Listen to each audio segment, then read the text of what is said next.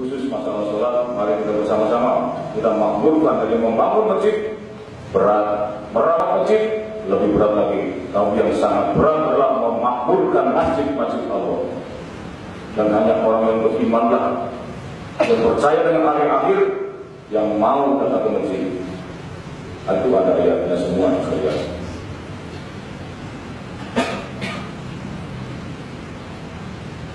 Maka saya sampaikan, saya pertaruhkan pangkat jabatan saya untuk apa? Mempertahankan sholat awal waktu berjamaah di masjid besok depan. Apapun saya korbankan, nyawa pun saya korbankan sekalian. Apalagi jabatan ini. Ini saya sampaikan kepada sekalian. Betapa penting dan besarnya sholat untuk laki-laki berjamaah di awal waktu di masjid, utamanya besok depan. Ini satu saja yang diberikan oleh sekalian. Jadi setiap hari saya akan menyampaikan ini untuk jihad sholat 5 waktu ini, awal waktu ini berjamaah di masjid. Dan ajak yang lain pelan-pelan yuk.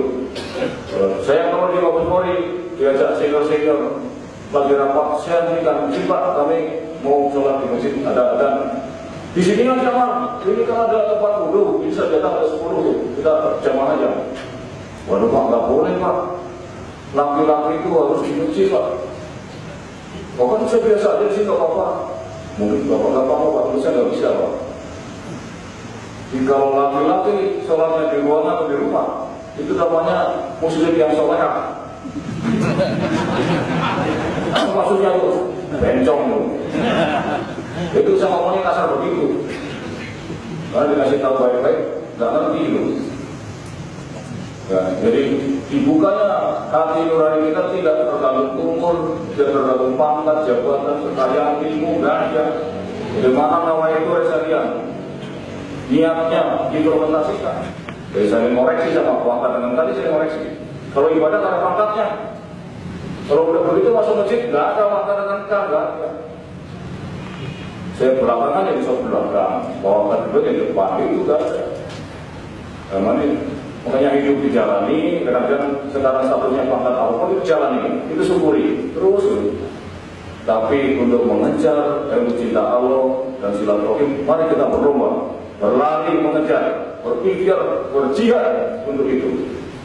Contohnya siapa? Rasulullah. Nanti akan disampaikan. Untuk sementara saya bisa lah, sedikit yang mesti dilihat positifnya, negatifnya banyak. Kapolda banyak juga kesalahan kekurangannya. Yang paling tidak itu lah, saya mencoba karena yang diisap pertama kali adalah sholat, saya mencoba memberikan itu. Jadi kalau sudah Allah menyatakan orang miskin, orang yatim ditinggikan, yakin itu di kacamata manusia memang orang miskin aja kok, orang cacat saja rendah di bawah kita. Anak yatim apa itu anak yatim itu? Itu di mata kacamata manusia, hawa nafsu itu sangat rendah. Karena status yang kita buatkan adalah status hawa nafsu, pangkat, jabatan, harta itu, sekolahnya apa gitu. Allah tidak itu. Itulah tertinggi orang yatim. Begitu kita praktekkan orang miskin tidak anak yatim punya masalah kita turun, itu derajatnya akan turun naik saudara. Nah, sudah saya implementasikan dengan saya. Saya nolong orang Selatan kemarin. Itu orang nggak tahu siapa itu. Saya angkat niatnya hanya mengharapkan ridho Allah dan melaksanakan tugas saya selaku Polri. Dan saya tidak bawa pangkat, saya angkat itu.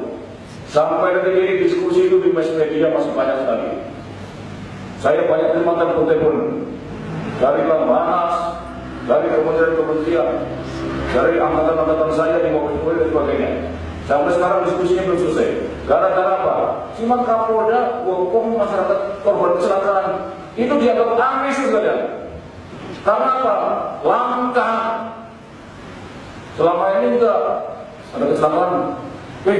Itu kenapa ditangani? Padahal Kapoldanya iya bahwa korbannya terbela. Karena saya Kapolda, kan nggak boleh dong nanti kotor baru saya. Mobil saya tak masukin korban kecelakaan, nanti kan ada darah. Ini kan mobil jenderal. Nah itu hawa nafsu, semuanya masih seperti itu. Maka perubahan tidak akan terjadi sekalian. Maka sekecil apapun rekan-rekan ada masalah, saya turun, itu maksudnya. Karena apa? Lebih baik saya berdua dengan kalian, nilainya lebih tinggi. Di mana? Di hadapan Allah yang saya cari. Karena yang menyelesaikan bukan kita, Allah yang Maha Kuasa. NTB aman karena polisi, bukan. Karena Allah yang berkehendak NTB sampai sekarang aman. Kita hanya diberikan ikhtiar saja, tapi berserah diri kepada Umar. Makanya kita berserah diri. Maka 3 kolom yang sampaikan: prediksi terburuk, kesiapan dan upaya optimal, berserah diri kepada Allah Subhanahu Wa Taala. Itulah implementasi tawakal dalam tugas kepolisian. Sekian dan terima kasih. Assalamualaikum warahmatullahi wabarakatuh. Waalaikumsalam.